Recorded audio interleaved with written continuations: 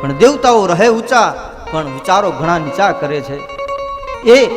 એણે અમૃત પીધું છતાં પણ ભયભીત જ રહે છે. તમે પુરાણોની કથા જુઓ, જ્યાં જુઓ ત્યાં દેવતાઓ સ્વર્ગના દેવતાઓ ભયભીત જ દેખાય છે. હવે જેણે અમૃત પીધું હોય એને પછી ડરવાની શી જરૂર? અમૃતનો ગુણ છે, જે અમૃત પી લે ને એ અમર બની જાય. અમર બીના પછી મૃત્યુ તો આવવાનું નથી, તો ડર શેનો?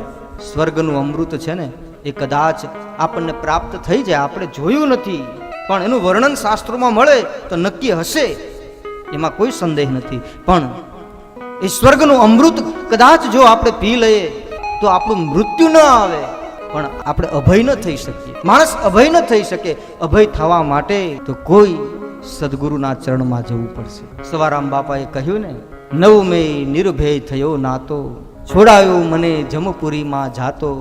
અભય પદ ગુરુ આપી શકે, ભગવાનની કથા આપી શકે, હરિ સ્વયં આપી શકે, બાકી અભય પદ ન મળે. સતત ભયભીત રહે છે. પણ આ રામ કથા રૂપી અમૃત એક એવી કથા છે, આ અમૃત છે, એવું અમૃત છે કે જે આપણને અભય દાન આપે છે.